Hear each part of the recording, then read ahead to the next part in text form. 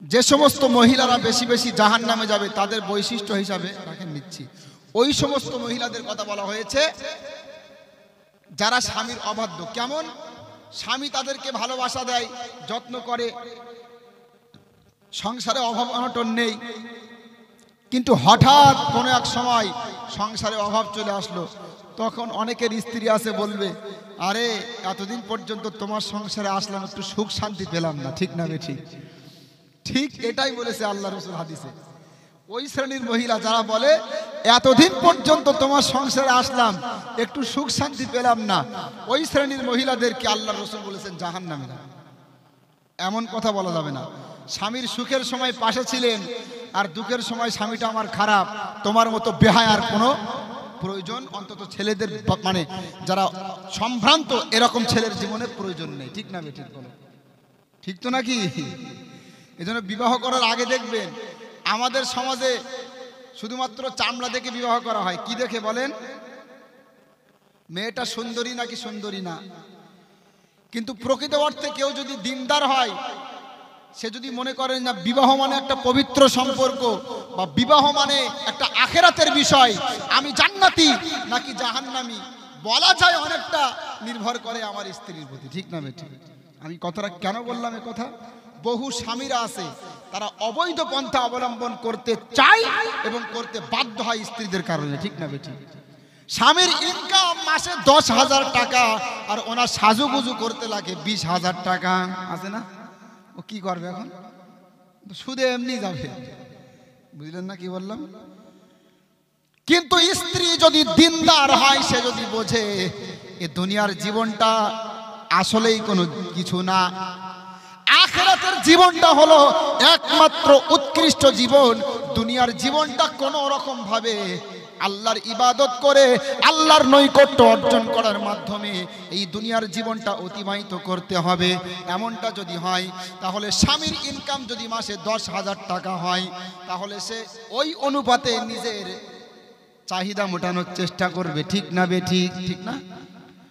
দিনদার দেখবে শুধু জিনিসপত্রের ক্ষেত্রে না। আপনার স্ত্রী যদি বেনামাজি হয়, আপনার স্ত্রী যদি বেদিন হয়, এর জন্য আল্লাহর কাছে আপনাকে জবাব দেওয়া লাগবে। মহান আল্লাহ বলছেন, ইয়া আইয়ুহাল্লাযীনা আমানু কু আনফুসাকুম ওয়া আহলিকুম নারা ওয়া কুদুহান নাস ওয়াল হিজারা। আল্লাহ বলছেন, ওহে যারা মানুষ, ভালো করে শোনেন, ওহে যারা মানুষ, তোমরা তোমাদের নিজেদেরকে এবং তোমাদের পরিবারে যারা আছে তাদেরকে জাহান্নামের আগুন থেকে বাঁচিয়ে নাও। কার কথা? কার কথা? ভালো করে বোঝার চেষ্টা করুন। আল্লাহ বলছেন তোমরা তোমাদের নিজেদেরকে এবং তোমাদের পরিবারে যারা আছে তাদেরকে জাহান্নামের আগুন থেকে বাঁচিয়ে নেন। মুসলমান ভাইরা অত্যন্ত ভালোবেসে বলছি, এই আয়াতের তাফসীর করতে গিয়ে মুফাসসিররা বলেছেন, আপনার জীবনে ইসলাম প্রতিষ্ঠা করা যেমন ফরজে আইন দায়িত্ব, আপনার যিনি স্ত্রী সন্তান সন্ততি আছে তারাও যদি বেনামাজি হয়, তাদেরকেও নামাজি করা, তাদের জীবনেও ইসলাম প্রতিষ্ঠা করা আপনার জন্য ফরজে আইন দায়িত্ব। আপনি যদি নামাজি হন আর আপনি যদি বেনামাজি হয়, আপনার স্ত্রী যদি বেনামাজি হয়, সন্তান সন্ততি যদি বেনামাজি হয়, আর আপনি যদি তাদেরকে ভালো না করতে পারেন, চেষ্টাও না করেন, তাহলে তাদের জন্য আপনাকে জাহান্নামে যাওয়া লাগবে। কথা কি বেশি হয়ে গেল নাকি বলা? ঠিকই বলছি আমি। আমাদের কাছে যুবকরা, আমাদের বন্ধুরা যারা বিবাহ শাদী করেছে, আমাদের কাছে এসে বলছে, হুজুর বড্ড আশায় ছিলাম বিবাহের পরে একটু নামাজ কালাম শুরু করব, জীবনটা একটু আল্লাহর পথে জীবনটা অতিবাহিত করার চেষ্টা করব। হয়তো মনের ভিতরে এখন উড়ো উড়ো ভাব, বিবাহের পরে হয়তো স্ত্রী আমাকে নামাজের প্রতি উদ্বুদ্ধ করবে, ইসলামের প্রতি উদ্বুদ্ধ করবে। কিন্তু হুজুর অত্যন্ত দুঃখের বিষয়, আমার স্ত্রী সকাল 10টার সময় ঘুম থেকে ওঠে, কাজই করে না সংসারে, নামাজ তো দূরের কথা। আছে না? সকাল 9টায় ঘুম থেকে ওঠে নতুন বৌমা, আছে না নেই আপনাদের সমাজে? বলেন। আছে রে, আছে। যুবক ভাইদেরকে বলছি, বুড়ি নামাজ পড়ে না,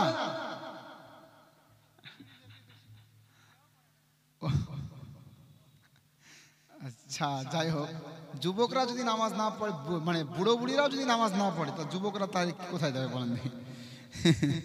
তারপরেও আমি যেহেতু যুবকদেরকে টার্গেট করছি বেশি, বিবাহ করার আগে সচেতন হবেন। আপনার আশা স্ত্রীরা নামাজি হবে। আরে যেই মেয়ে ছেলেটা বিবাহের আগের দিন পর্যন্ত রাত্রি 12টা পর্যন্ত জেগে পরপুরুষের সাথে মেসেঞ্জার হোয়াটসঅ্যাপ করেছে, সে বিবাহের পরের দিন ফজরের নামাজ পড়বে উঠে নাকি? এসবগুলো বোঝেন না আপনারা? শুধু চামড়া দেখে বিবাহ করলে হবে নাকি? বিবাহের ক্ষেত্রে দুইটা জিনিস বেশি দেখবেন, ফ্যামিলি ব্যাকগ্রাউন্ড দেখবেন, তার দিনদারিত্ব দেখবেন। মনে থাকবে কি বললাম? ফ্যামিলি যেমন হবে মেয়ের প্রতি সেরকম একটা প্রভাব পড়ে। এই কথাই বলে মা যেমন ছা তেমন, মা যেমন ছা তেমন। রক্তের সম্পর্ক একটা বিরাট বড় জিনিস। আমি আপনাদেরকে উপদেশ করছি আজকে যারা এখানে আছেন আর যারা মাইকের আওয়াজ শুনছেন, বিবাহের ক্ষেত্রে সংসারটা অত সহজ মনে করেন না।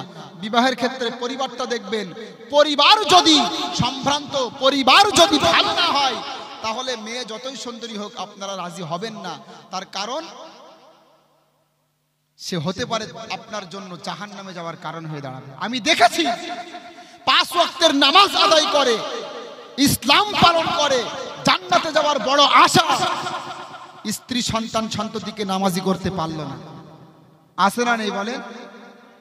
এখন আপনারা হয়তো মনে মনে করছেন আমার স্ত্রী নামাজ না পড়ে পড়ুক তাই কি, আমি তো পড়ি, আমি তো জান্নাতে যাব নাকি? না, আপনাকে ভাগিদার নিতে হবে। সেই একটা ঘটনা মনে পড়ে গেল, হাসির ঘটনা। এক মুরব্বী মসজিদে গিয়েছে, মুরব্বী বললো আবার সমস্যা এখন এই সেই এক জায়গায় জলছাই গিয়ে বসে আছি, কিছু বাচ্চা এসে বলছে মুরব্বী মুরব্বী হু, এরকম একটা, মানে বাংলাদেশে কোনো এক বক্তা ওয়াজ করছে, সামনে থেকে একটা মুরব্বী উঠে যাচ্ছে, হতে পারে পেশাবের প্রয়োজন হতে পারে, অথবা অনেকে বিড়ি খাওয়ার জন্য আবার চলে যায়, বিড়ি না খেলে সহ্য করতে পারে না, এমনও আছে। তারা দেখা যাচ্ছে উঠে যাচ্ছে। আপনাদের সমাজে কি বিড়িখোর আছে? এখানে নাই? বিড়িখোর সব সমাজে আছে, শুধু ও না, অনেকে বলে হুজুর বিড়ি না খেলে আমার বাথরুম ক্লিয়ার হয় না। চিন্তা করেছেন? আল্লাহু আকবার। এই মাঝে মাঝে তো বিভিন্ন জায়গাতে যেহেতু পাবলিক টয়লেটে আমাদের যাওয়া প্রয়োজন পড়ে, রাস্তাঘাটে থাকি, তো বিশ্বাস করেন বাথরুমে গিয়ে কিছু থাক না থাক অন্তত বিড়ি থাকবেই, বিড়ি সিগারেট এই যে ঠোঙা এগুলো থাকবেই বাথরুমের ভিতরে। তো এগুলো করিবেন না। শুধু তাই না, মানুষ এতটাই বিড়ি ভক্ত, কোন একদিন একটা বক্তার মুখে কাহিনী শুনছিলাম, বক্তা ওয়াজ করছে জান্নাতের মধ্যে অমুক নিয়ামত থাকবে, জান্নাতের মধ্যে তমুক নিয়ামত থাকবে, জান্নাতের মধ্যে ফল থাকবে, খাবার থাকবে, ইত্যাদি ইত্যাদি থাকবে, সমাহার থাকবে বিভিন্ন খাবারের। এখন সামনে বসেছিল একজন চরম পর্যায়ের বিড়িখোর, সে চিন্তা করছে আল্লাহ সারাদিন বিড়ি ছাড়া চলতে পারি না, জান্নাতের মধ্যে কি বিড়ি থাকবে? হুজুর ছিল চালাক, বলছে বাবা অবশ্যই থাকবে, তবে জান্নাতের মধ্যে যেহেতু আগুন নেই, ওই বিড়ি ধরাতে গেলে তোমাকে জাহান্নাম থেকে ধরিয়ে আনা লাগবে। কথাটা খারাপ বলিনি, কথাটা একবার খারাপ বলিনি। বিড়ি খাওয়াটা, এটা আমি স্পষ্ট বলছি, বিড়ি খাওয়াটা এটা জাহান্নামীদের লক্ষণ। কাদের লক্ষণ বলেন? আমার কথায় রাগ করবেন না, আমার সামনে কে বিড়ি খোর আমি তো জানি না, আমার সামনে লজ্জা পাওয়ার প্রয়োজন নেই, আপনারা নিজেরাই লজ্জা পাবেন। কেন বললাম?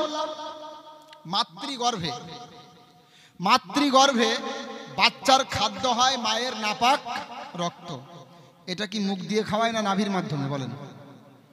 এখান থেকে কি শিক্ষা দিল আল্লাহ? এখান থেকে আল্লাহ শিক্ষা দিল, এই নাপাক রক্ত চাইলে আমি তোমাদের মুখ দিয়ে খাওয়াতে পারতাম, কিন্তু করলাম না, নাভির মাধ্যমে দিলাম। তার মানে এই মুখটা হলো পবিত্র বিষয়, এই মুখটা দিয়ে তুমি আল্লাহর নাম নেবে দুনিয়াতে যাওয়ার পরে, এই মুখটা দিয়ে তুমি জিকির করবে, কোরআন তেলাওয়াত করবে, আল্লাহকে স্মরণ করবে। সুতরাং এই মুখটা পবিত্র রাখার চেষ্টা করো।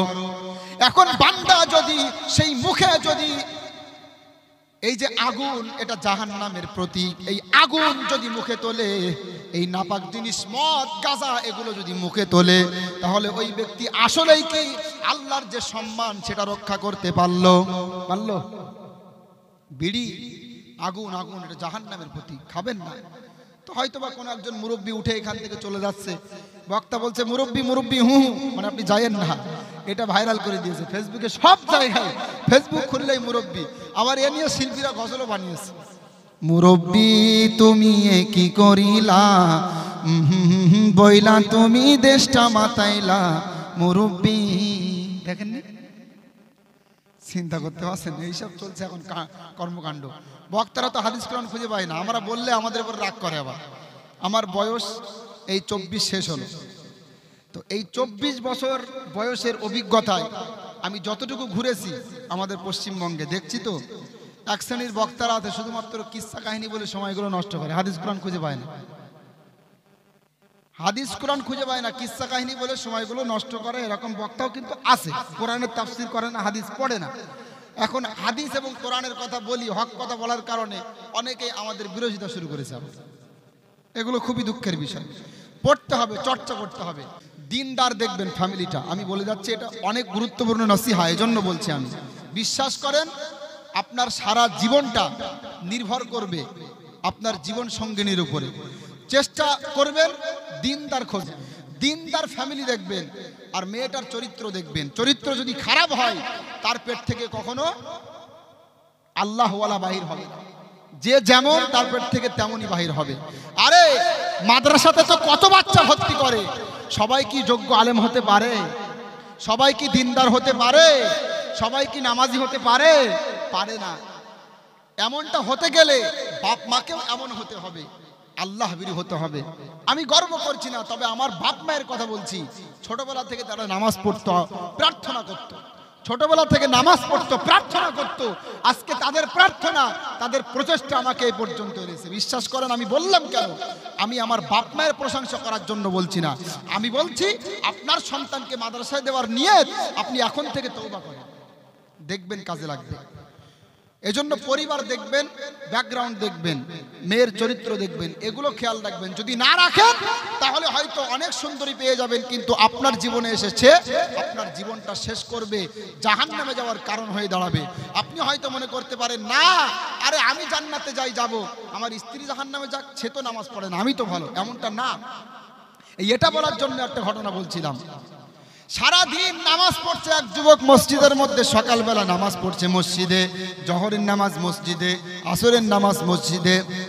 এক যুবক চিন্তা করছে এই ব্যক্তিটা সারা দিন মসজিদের মধ্যে রয়েছে, এই ব্যক্তি সারা দিন মসজিদের মধ্যে নামাজ পড়ছে, এর কি ইনকাম করা লাগে না? মনে মনে চিন্তা করছে। ওই ব্যক্তিকে জিজ্ঞাসা করলো, চাচা আপনার কি ইনকাম করা লাগে না? তুমি সারা দিন মসজিদের মধ্যে পড়ে আসো। চাচা তখন বলছে, আমার ইনকাম করা লাগে না, আমি ব্যাংকের থেকে সুদের টাকা পাই, সেই টাকা খেয়ে খেয়ে ইবাদত করা একটা বড় সুযোগ পেয়েছি আল্লাহর পক্ষ থেকে। আমার টেনশন নেই দুনিয়ার, আমি এখন আখিরাত নিয়ে ব্যস্ত আছি। চিন্তা করতে পারছেন? যুবক তখন বলছে, চাচা আরে সুদের টাকা খেয়ে ইবাদত করলে তো কবুল হয় না। বলছে এই জন্যই তো ব্যাংকের বই আমার নামে না, তোমার চাষির নামে আছে। ব্যাংকের বই চাষির নামে থাকলেও কি তার জন্য সুদ হালাল হবে? হবে না।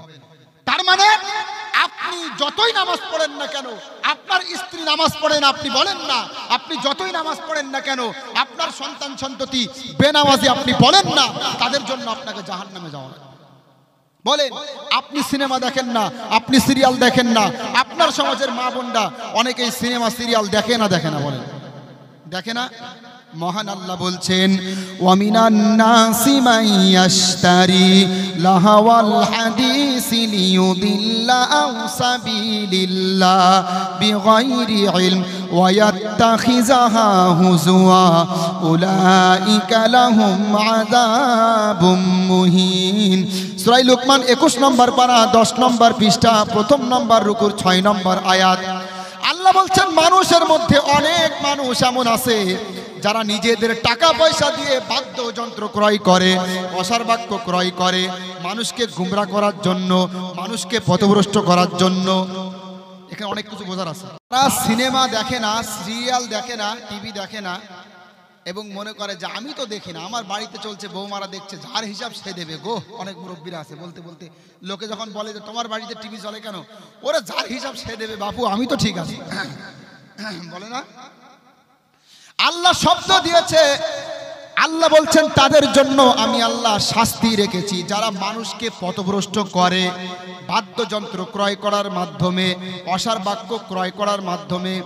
আল্লাহ বলছেন পথভ্রষ্ট করে, আল্লাহ পথভ্রষ্ট হওয়ার কথা বলেননি, বলো পথভ্রষ্ট করে। আচ্ছা, যে পথভ্রষ্ট অন্যকে করে সে কি পথভ্রষ্ট না? যে অন্যকে পথভ্রষ্ট করে সে কি পথভ্রষ্ট না? অবশ্যই পথভ্রষ্ট। এরা কারা? যারা নিজের টাকা দিয়ে বাদ্যযন্ত্র, টিভি, সিডি এগুলো ক্রয় করছে আর এগুলো অন্যান্যরা ব্যবহার করে মজা নিচ্ছে। তার মানে আপনার ছেলে মোবাইলে পাবজি, ফ্রি ফায়ার খেলে, আছে সমাজে পাবজি, ফ্রি ফায়ার সব সমাজে আছে। এখনকার আমাদের এই ইয়াং জেনারেশন, এই একাবিংশ শতাব্দীতে এরা কিবোর্ড মুজাহিদ, বুঝলেন? যদি তলোয়ার ধরে দেওয়া হয় এরা যুদ্ধের ময়দানে যেতে পারবে না, কিন্তু এরা মোবাইল নিয়ে যুদ্ধ করতে পারবে। সব সময় দেখেন পাবজি, ফ্রি ফায়ার, মারামারি, কাটাকাটি, গুলাগুলি আছে না? এগুলো মানুষের অন্তরে এমন একটা খারাপ প্রতিক্রিয়া সৃষ্টি করছে আপনি বুঝতেও পারবেন না। এগুলো গত বছর একটা ঘটনা শুনেছিলাম, ছোট ভাইয়া পাবজি খেলা করছে, সময় নষ্ট হচ্ছে বলে বড় ভাই মোবাইলটা হাত থেকে কেড়ে নিয়েছে। অধিকার আছে না? পাশে ছিল একটা কাঁচি, এরকম ছোট কাঁচি, খুঁচা দিয়েছে, জায়গায় মারা গেছে। এই হচ্ছে মন মানসিকতা, কোথায় চলে যাচ্ছে বলেন? আজকে যুব সমাজ ধ্বংসের পিছনে সবচেয়ে বড় কারণ হলো এই পাবজি, ফ্রি ফায়ার, এই জাতীয় বিভিন্ন ভিডিও, ঠিক না? আর আমাদের বাচ্চাদের ধ্বংসের জন্য সবচেয়ে বড়, বর্তমান সময়ে সবচেয়ে বড় ধ্বংসের হাতিয়ার হলো আপনাদের এই পল্লীগ্রাম টিভি। আছে না? নদিয়া জেলা আছে না পল্লীগ্রাম টিভি? আমি আগে মনে করতাম মুর্শিদাবাদের এলাকা, এখন শুনলাম নদিয়া। আমার কাছে কেউ যদি আপনাদের এলাকার একটু দূরে, আমার কাছে কেউ যদি প্রশ্ন করে বর্তমান বাচ্চাদের জীবন ধ্বংস করার জন্য, পড়াশোনা থেকে মন উঠিয়ে পথভ্রষ্ট করার জন্য সবচেয়ে বড় ফেতনা কোনটা, তা আমি বলবো পল্লীগ্রাম টিভি। মিলিয়ন মিলিয়ন ভিউজ এদের ভিডিওগুলো, ঠিক না? এই শফিক না দেখলে বাচ্চারা গালে পর্যন্ত ভাত ওঠাতে চায় না। আছে না? নেই? আছে না? আরে মায়েরা পর্যন্ত বলে বাচ্চাদের কাছে, আমি বলছি বাচ্চাদের কাছে মোবাইল যখন দিতে নিষেধ করি, অনেক মায়েরা বলে যে মোবাইল না দিলে বাচ্চা উঠায় না।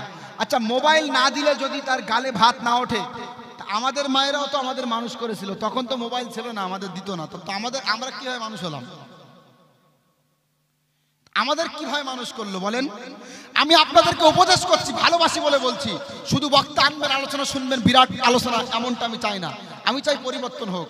আমার হোয়াটসঅ্যাপে একদিন একটা যুবক মেসেজ করে বলছে, হুজুর রাতে আলোচনা শুনে আজকে ফজর থেকে তওবা করেছি, হুজুর আমার জন্য দোয়া করবেন, নামাজ পড়ব। এরকম কিছু ভক্ত যদি আমি দেখি আমি খুশি।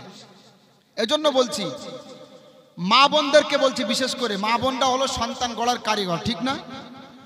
বাচ্চাদেরকে যদি মানুষের মতো মানুষ করতে চান, আমি মানুষের মতো মানুষ বলছি, এটাই ভদ্র ভাষা আমার কাছে। এই বিষয়ে মানুষের মতো মানুষ যদি করতে চান, মোবাইল দিবেন না। আপনি জানেন না যে মোবাইলটা এখন মানুষকে কতটা নিচু স্তরে পৌঁছে দেয়। ফেসবুক খুলবেন অশ্লীল ভিডিও, আপনি ইউটিউব খুলবেন অশ্লীল ভিডিও, ফেসবুক খুললে দেখবেন স্টোরিতে হঠাৎ করে একটা উলঙ্গনারীর ছবি চলে আসবে, ঠিক না বে ঠিক? ঠিক না? অর্ধলঙ্গনারীর ছবি চলে আসবে। একটা যুবক যুবতী যদি সব সময় যদি এই রকম অশ্লীল ভিডিও মোবাইলে তার সামনে চলে আসে, আর এখন তো অবৈধ সম্পর্ক যেটা, এটাও তো সহজ। আগে ফোন করতে গেলে চুরি করে ফোন করতো, একজন পাহারা দিত আর একজন কথা বলতো, প্রেম করতো, ঠিক না? আর এখন তো হোয়াটসঅ্যাপে সহজ হয়ে গেছে। পাশে মা শুয়ে আছে, মা বলছে কি করছিস মোনা? মা একটু প্রজেক্ট দেখছিলাম, একটু পড়ছিলাম, কিন্তু চলছে কি মেসেজ, কেউ জানতেও পারবে না। আপনারা বুঝতে পারবেন না যারা দাড়ি সাদা হয়ে গেছে, আপনাদের বোঝার জিনিস না এসব, কেউ জানবে না। প্রেম ভালোবাসা চলছে, বুঝলেন? বর্তমান সময়ে এটা চলছে, এজন্য বলছি আমি মোবাইল দিবেন না। আমি আপনাদেরকে বলি, যারা এই ফেসবুক ব্যবহার করছে, অশ্লীল ভিডিও তাদের সামনে আসছে, আর এদিকে দুইজনের সাথে কথা বলার সম্পর্ক আছে, বলেন জেনা ব্যভিচার বর্তমান সময়ে সহজ না কঠিন? বলেন অত্যন্ত সহজ। এজন্য মহান আল্লাহর বাণী আজকে শুনিয়ে যায়, যারা এখানে আসেন এই বাণীটা আমল করবেন। মহান আল্লাহ বলছেন, ওয়ালা তাকরাবুজ জিনা ইন্নাহু কানা ফাহিশাতাও ওয়া সাআ সাবিলা। সূরা বানী ইসরাঈল 15 নম্বর পারা 4 নম্বর পৃষ্ঠা নম্বর রুকুর 32 নম্বর আয়াত। আল্লাহ বলছেন, তোমরা ব্যভিচারের ধারে কাছে যেও না। আল্লাহ বলছেন ব্যভিচারের ধারে কাছে যেও না। এই আয়াতের ব্যাখ্যা করতে গিয়ে মুফাসসিরগণ বলেন, মানুষকে ব্যভিচারের প্রতি উদ্বুদ্ধ করে, মানুষকে জেনার দিকে নিয়ে যায় যে সকল বিষয়গুলো, সেগুলো থেকে দূরে থাকতে হবে। মানুষকে ব্যভিচারের দিকে নিয়ে যায় ফেসবুক, বিশ্বাস হয় না? মানুষকে ব্যভিচারের দিকে নিয়ে যায় ইনস্টাগ্রাম, ঠিক না? এইগুলো আজকে চলছে দেখছি আমরা।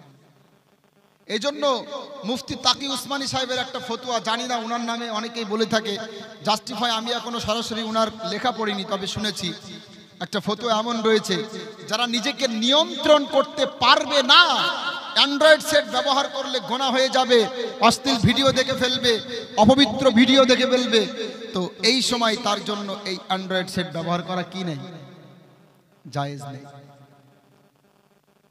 সাপুড়েরা দেখবেন, ওই যে যারা সাপ খেলা দেখায় না, এরা সাপ ব্যবহার করে, কিন্তু যদি সাপ তাদেরকে কামড় দেয় কিছুই হবে না, হয় বিষ নিরাময় করে ফেলে, অথবা বিষ নিরাময় না করলেও তাদেরকে কামড় দিলে তারা সঙ্গে সঙ্গে বিষ নিরাময় করার মতো দক্ষতা তাদের আছে।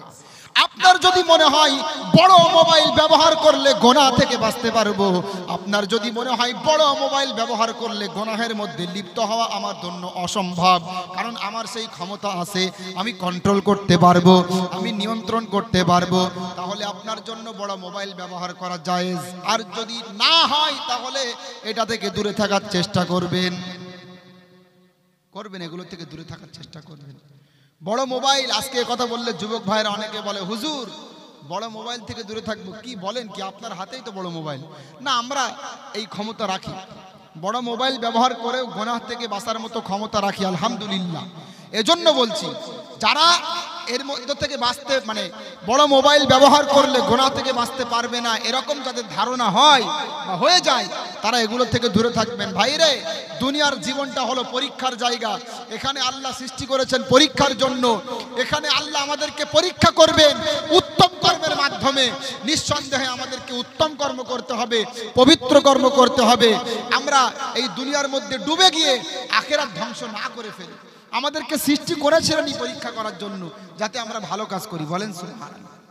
মহান আল্লাহ বলছেন, আল্লাযী খালাকাল মাউতা ওয়াল হায়াতা লিয়াবলুয়াকুম আইয়ুকুম আহসানু আমালা।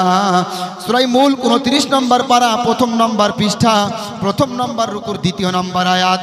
আল্লাহ বলছেন, আমি আল্লাহ, সেই আল্লাহ তোমাদের জীবন মরণ সৃষ্টি করেছে। আল্লাহ তোমাদের জীবন মরণ সৃষ্টি করেছেন পরীক্ষা করার জন্য, কে বেশি তোমাদের মধ্যে সৎকর্ম করে, উৎকৃষ্ট কর্ম করে। এখানে একটা অনেক বড় বিষয় আছে বোঝার জন্য, আপনাদেরকে বুঝতে হবে। আল্লাহ বলছেন আহসানু আমালা। আহসান শব্দের অর্থ হলো সুন্দর, আহসানু আমালা এর অর্থ হলো সুন্দর কর্ম। আল্লাহ কিন্তু আকসারু আমালা শব্দ দেননি। আকসারু আমালা মানে বেশি বেশি কর্ম। এখান থেকে বুঝতে হবে যে বেশি বেশি কর্ম হোক, কিন্তু সৌন্দর্যমণ্ডিত হবে না, এটা আল্লাহ পছন্দ করে না। আপনি নামাজে পড়ছেন, সুদও খাচ্ছেন, আপনি নামাজে পড়ছেন, ঘুষও খাচ্ছেন, আপনি নামাজে পড়ছেন, চায়ের দোকানে বসে বসে গীবত করছেন, আছে না? আরে চগলখোর গীবত সমাজে আছে। এখন তো মুরব্বীরা গীবত করে একটু অভিনব কায়দায়, যেহেতু 21 শতাব্দীর যুগ, সবকিছু আধুনিকতায় ভরপুর হয়ে গেছে, এখন গীবত হয়ে গেছে আধুনিক। আমার সামনে যদি মনে করেন একজন ব্যক্তি, মনে করেন মুখে দাড়ি, মাথায় টুপি, এখন যদি কারো গীবত করে, অন্যান্যরা খারাপ বলবে, বলবে মুরব্বী মানুষ গীবত করছে। এজন্য আগে থেকে বলে নাই হুজুর, আগে থেকে বলে নাই, বললে তো গীবত হয়ে যায়, তারপরেও বলি, আছে না?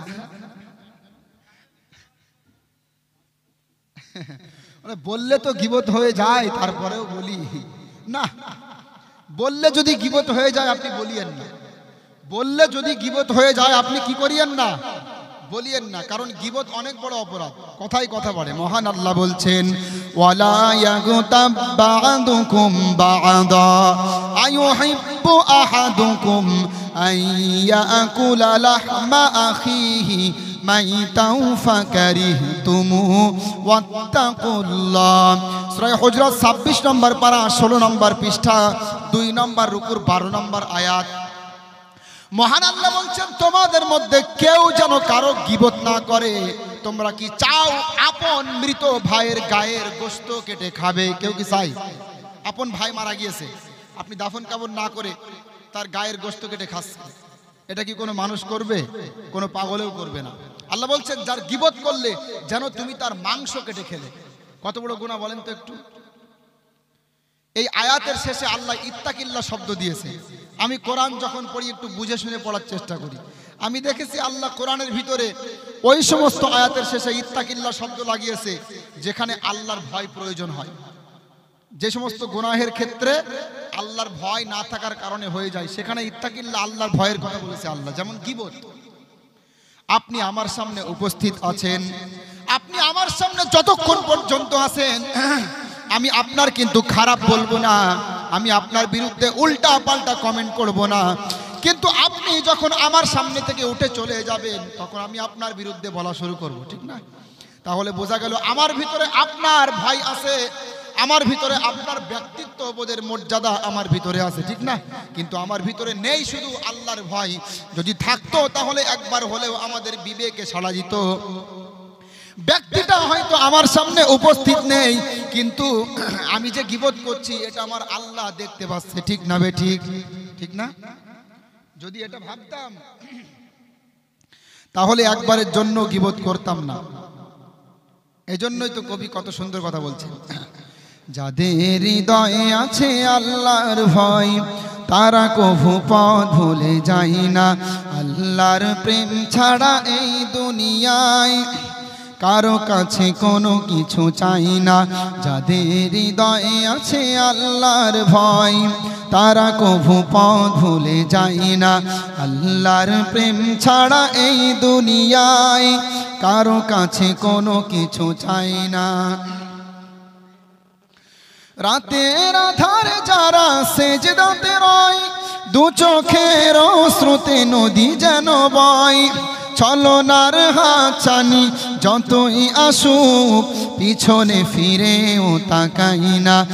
আল্লাহর প্রেম ছাড়া এই দুনিয়ায় কারো কাছে কোনো কিছু চাই না, ঠিক না? ঠিক বলেন। তাহলে এবার বলেন, আমি নামাজ পড়ি কিন্তু আমার পরিবার নামাজ পড়ে না, এর জন্য আল্লাহর কাছে জবাব দেওয়া লাগবে না লাগবে না? বলেন। অবশ্যই লাগবে, অবশ্যই লাগবে। তাহলে আজকে আমার এই বক্তব্যটা শোনার পরে, এই কথাটা শোনার পরে বাড়িতে যাওয়ার পরে স্ত্রী সন্তান সন্ততিকে নামাজের আদেশ করবেন কারা কারা? দেখে একটু হাত তোলেন তো। তোলেন না কেন? ভয় পাচ্ছেন নাকি? মাশাআল্লাহ, নামান। অনেকেই উঠিয়েছেন। লজ্জা লজ্জা লাগে, বয়সটা তো অল্প, আর আমার এই জন্য হাত তুলতে বলি না খুব একটা আমি। তো তারপরে আপনারা উঠিয়েছেন, ধন্যবাদ জানাই। নামাজের আদেশ করবেন, আপনি নামাজ পড়েন, সন্তানকে নামাজের আদেশ করবেন, দেখবেন আল্লাহ পাক আপনাকে মাফ করবে। আর যদি না করেন তাহলে আল্লাহর কাছে ধরা খেয়ে যাবে। আদেশ করবেন তো ইনশাআল্লাহ? করবেন তো ইনশাআল্লাহ?